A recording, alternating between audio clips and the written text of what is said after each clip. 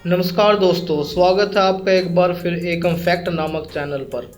क्या आपको पता है कि क्या होगा अगर हमारी भारतीय सेना या किसी भी देश की सेना एक दिन की भी हड़ताल पर चली जाए तो?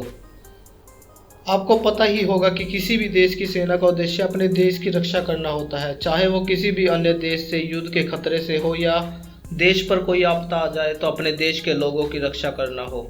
अलग अलग व्यवस्थाओं में सेना की जिम्मेवारियां भी अलग अलग होती हैं। आपने देखा ही होगा कि हमारे देश में अक्सर हड़ताल चलती रहती है।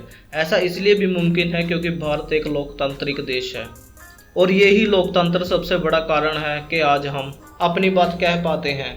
लोग सरकार से या किसी अन्य चीज़ से नाखुश होकर उसके खिलाफ आंदोलन करते हैं। ऐसा सिर्फ और सिर्फ लोकतंत्र में ही मुमकिन हो सकता है। आज भी लोग अपनी मांग को लेकर सरकार का घेराव करते हैं। विभिन्न विभाग के लोग अक्सर कभी वेतन के लिए तो कभी किसी अन्य चीज़ के लिए हड़ताल करते रहते हैं। लेकिन क्या आपने कभी सोचा है कि सिर्फ एक दिन के लिए किसी भी देश की सेना हड़ताल पर चली जाए तो क्या होगा? इसका जवाब बिल्कुल साफ है। अगर हमारे देश या किसी भी अन्य देश की सेना एक दिन की भी हड़ताल कर दे तो उस देश के नागरिक जो आज़ादी की सांस ले रहे हैं वो नहीं ले पाएंगे। जी हाँ, क्योंकि किसी भी देश की सेना उस देश की सबसे बड़ी ताकत होती है और ये ताकत ही हड़ताल पर चली जाए तो उस देश के अन्य दुश्मन देश उस पर कब्जा कर सकते हैं और कुछ दिनों के अंदर ही हड़ताल करने वाले लोग या देश बंद करने वाले लोग कहीं और बंद हो जाएंगे। इतना ही नहीं, किसी भी देश की सेना की एक दिन की हड़ताल ही उस देश को कई सौ साल पीछे ले जाएगी। उदाहरण के लिए अगर हम हमारे देश भारत को ही ले लें और भारतीय सेना एक दिन की भी हड़ताल कर दे तो सबसे पहले जम्मू कश्मीर भारत के हाथ से जाएगा और अरुणाचल प्रदेश चीन ले जाएगा और उसके बाद आप सब समझ सकते हैं, मतलब सन 1947 से पहले का जो दौर था वो शुरू हो सकता है।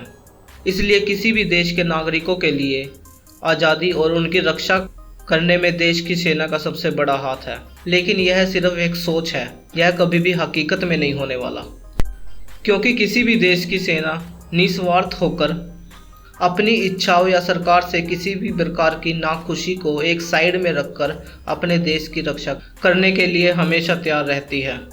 इसलिए देश का हर नागरिक अपने देश की सेना का पूरा समर्थन और आदर करता है।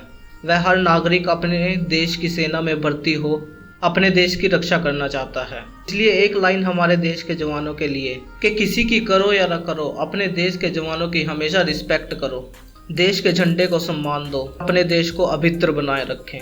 और इसी के साथ आज का ये वीडियो यहीं ख़त्म करते हैं। एक लाइक हमारे देश के जवानों के लिए।